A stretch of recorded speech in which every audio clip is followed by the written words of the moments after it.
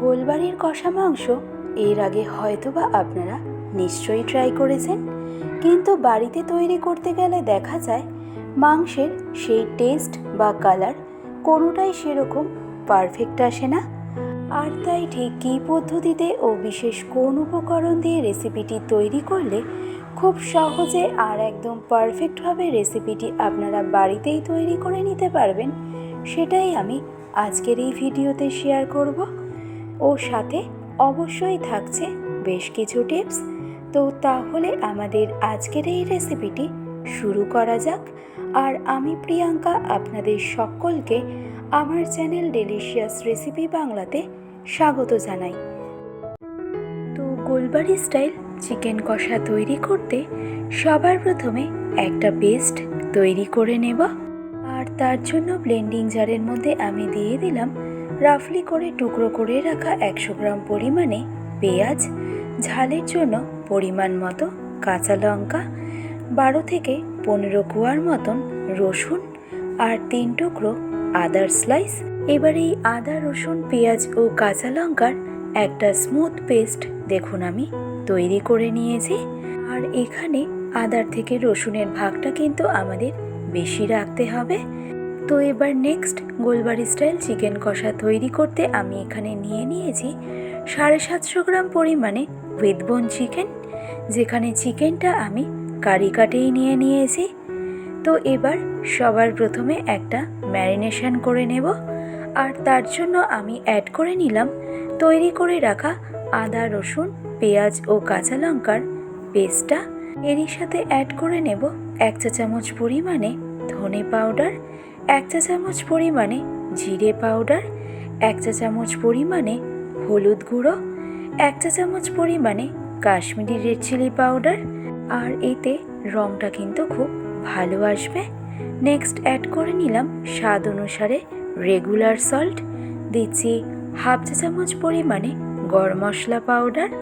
Next add করে নেব 1 চা চামচ পরিমাণে লাল লঙ্কার গুঁড়ো ও 4 টেবিল চামচ পরিমাণে রুম টেম্পারেচারে রাখা টক দই। টক দই কিন্তু মাস্ট, এতে চিকেনটা ভীষণই সফট তৈরি হবে। ও সবশেষে ম্যারিনেশনটাকে একটু স্মুথ করার জন্য আমি অ্যাড করে নিলাম 1 টেবিল চামচ পরিমাণে সাদা তেল। তবে সর্ষের তেলের ব্যবহারও কিন্তু চাইলে আপনারা করতে পারেন। তো এবারেই সবগুলো উপকরণের সাথে চিকেনটাকে আমাদের খুব ভালো করে ম্যারিনেট করে নিতে হবে। আর একদম পারফেক্ট ম্যারিনেশন করে নেওয়ার জন্য এটা অবশ্যই খেয়াল রাখবেন চিকেনটা ধুয়ে পরিষ্কার করে নেওয়ার পর চিকেনের মধ্যে যেন কোনো রকম জল একদমই না থেকে যায়। তো ফাইনালি সবগুলো মশলার সাথে চিকেনটাকে ভালো করে আমাদের ম্যারিনেট করে নেওয়া হয়ে গেলে এবার এই স্টেজে চিকেনটাকে আমাদের অন্তত পক্ষে রেস্টিংয়ে রাখতে হবে 1 ঘন্টার মতন। তবে হাতে যদি বেশি সময় থাকে তবে সেক্ষেত্রে 1.5 থেকে 2 ঘন্টা। এবার 1 ঘন্টা পর মেন রান্নাটা শুরু করব। আর তার জন্য কড়াইতে আমি দিয়ে দিলাম 100 মিলির মতন সর্ষের তেল। রান্নাটা আমরা সর্ষের তেলেই করব।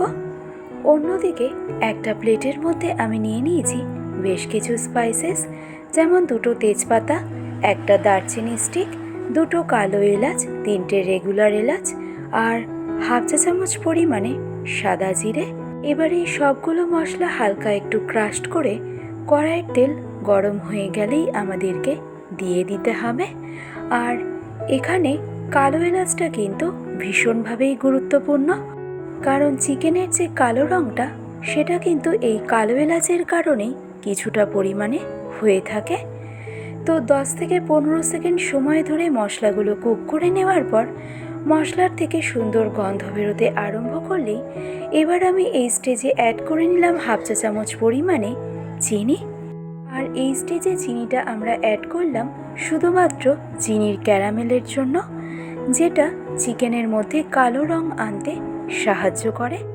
তো ফাইনালি চিনির ক্যারামেলটা তৈরি হয়ে গেলে এবার আমি এই স্টেজে এসে অ্যাড করে নিলাম 100 গ্রাম পরিমাণে সরু ও পাতলা স্লাইস করে কেটে রাখা পেঁয়াজ। এবার মিডিয়াম টু হাই ফ্লেমে পেঁয়াজটাকে আমাদের খুব ভালো করে ফ্রাই করে নিতে হবে, যতক্ষণ না পেঁয়াজের মধ্যে একটা হালকা ব্রাউন কালার চলে আসছে।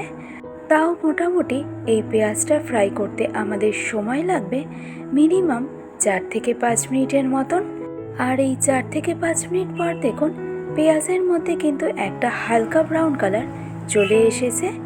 তবে এর থেকে বেশি কিন্তু পেঁয়াজটাকে ফ্রাই করা যাবে না, তাহলে পেঁয়াজের মধ্যে কিন্তু একটা তিতকুটে ভাব চলে আসবে। তো ফাইনালি পেঁয়াজ বেরেস্তাটা তৈরি হয়ে গেলে এবার আমাদেরকে এই স্টেজে এসে অ্যাড করে নিতে হবে 1 ঘন্টা আগে ম্যারিনেট করে রাখা চিকেন পিসেস। এবার গ্যাসের ফ্লেমটাকে একদম লো টু মিডিয়ামে করে দিয়ে চিকেনটাকে আমাদের খুব ভালো করে একবার নেড়ে চেড়ে নিতে হবে। আর এই স্টেজ থেকে সম্পূর্ণ রান্নাটাই কিন্তু আমরা করে নেব গ্যাসের ফ্লেমটাকে লো টু মিডিয়ামে রেখেই, কারণ এই চিকেনটা যত ভালো করে কষানো হবে ততই দেখবেন আস্তে আস্তে চিকেনের কালারটা আসতে থাকবে। আর তাই সম্পূর্ণ রান্নাটাই কিন্তু আমাদেরকে একটু সময় নিয়ে আর একটু ধৈর্য নিয়েই করে নিতে হবে। আর যেহেতু আমরা চিকেনে দই ব্যবহার করেছিলাম, তাই চিকেনটা কিন্তু এমনিতে কুক করতে আমাদের খুব একটা বেশি সময় লাগবে না। আর চিকেনের মধ্যে কিন্তু এই স্টেজে কোনো রকম অ্যাডিশনাল জলের ব্যবহারও কিন্তু করা যাবে না। তো চিকেনটাকে খুব ভালো করে নেড়ে চেড়ে নেওয়ার পর এবার লো টু মিডিয়াম ফ্লেমে ঢাকনা চাপা দিয়ে চিকেনটাকে আমি কুক করে নেব 10 মিনিটের মতন। এবার 10 মিনিট পর ঢাকনা খুলে এই স্টেজে দেখুন লো টু মিডিয়াম ফ্লেমে চিকেনটাকে সম্পূর্ণ 10 মিনিট কুক করে নেওয়ার পর চিকেন থেকে কিন্তু বেশ অনেকটা জল রিলিজ করে দিয়েছে। আর এই স্টেজে চিকেনটা কিন্তু আমাদের কুক হয়ে গেছে 60%-এর মতন।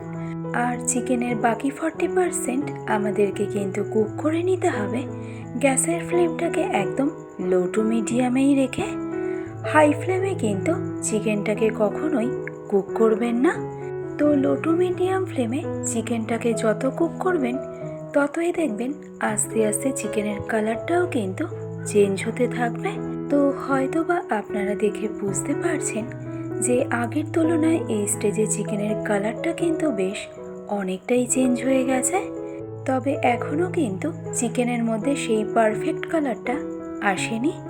আর তার জন্য চিকেনটাকে লো টু মিডিয়াম ফ্লেমে আমি কুক করে নেব আরও বেশ কিছুক্ষণ সময়ের জন্য, যতক্ষণ না চিকেনের মধ্যে তার পারফেক্ট কালারটা আসছে আর চিকেনটাও 90% মতন কুক হচ্ছে। তো দেখুন এই স্টেজে চিকেনের মধ্যে কিন্তু কালারটা প্রায় চলে এসেছে আর চিকেনটাও কিন্তু আমাদের কুক হয়ে গেছে 90%। এবার অন্য একটা পাত্রের মধ্যে আমি নিয়ে নিলাম 1 কাপ পরিমাণে জল আর তাতে অ্যাড করলাম 2 চা চামচ পরিমাণে চা পাতা। এবার গ্যাসের ফ্লেমটাকে একদম হাইতে রেখে চা পাতার লিকার তৈরি করে নেব। আর আপনারা এখানে যে কোনো ব্র্যান্ডের চা পাতাই কিন্তু ব্যবহার করতে পারেন। তো গোলবাড়ি স্টাইল চিকেন কষা তৈরি করতে এই চা পাতার লিকারটা কিন্তু ভীষণভাবেই গুরুত্বপূর্ণ। তো চিকেনটাকে 90% কুক করে নেওয়ার পর এবার আমি এই স্টেজে এসে দিয়ে দিলাম 1 কাপ পরিমাণে চা পাতার লিকার। আর এই চা পাতার লিকারটাই চিকেনের কালারকে আরও অনেক বেশি সুন্দর এনে দেয়। আর চা পাতার লিকারটা অ্যাড করার পর কড়াইয়ের মুখের ঢাকনাটাকে কিন্তু কোনোভাবে বন্ধ করা যাবে না, তাহলে কিন্তু চিকেনের মধ্যে একটা তিতকুটে ভাব চলে আসবে। তো এই স্টেজে লো টু মিডিয়াম ফ্লেমে চিকেনটাকে আমাদের এবার ততক্ষণ পর্যন্ত কুক করতে হবে যতক্ষণ না চিকেনের মধ্যে তার কালারটা আসছে আর চিকেনের মধ্যেও ঠিক এরকম একটা গামাখা টেক্সচার চলে আসছে। আর ফাইনালি চিকেনের মধ্যে এরকম টেক্সচার চলে এলেই গ্যাসের ফ্লেমটাকে অফ করে দিয়ে এবার সম্পূর্ণ রান্নাটাকে 10 মিনিটের মতন স্ট্যান্ডিং টাইমে রেখে তারপরে সার্ভ করে নেব আমাদের আজকের রেসিপি গোলবাড়ি স্টাইল চিকেন কষা। তো আমার আজকের এই সম্পূর্ণ রেসিপিটি আপনাদের কেমন লাগলো সেটা আমাকে কমেন্ট করে জানাতে কিন্তু একদমই ভুলবেন না। ভালো লাগলে রেসিপিটি অবশ্যই এইভাবে ট্রাই করে দেখুন। আশা করছি আপনাদের সকলের ভীষণই ভালো লাগবে। আজকের ভিডিওটি তবে আমি এখানেই শেষ করছি। ভালো থাকবেন, সুস্থ থাকবেন। ধন্যবাদ।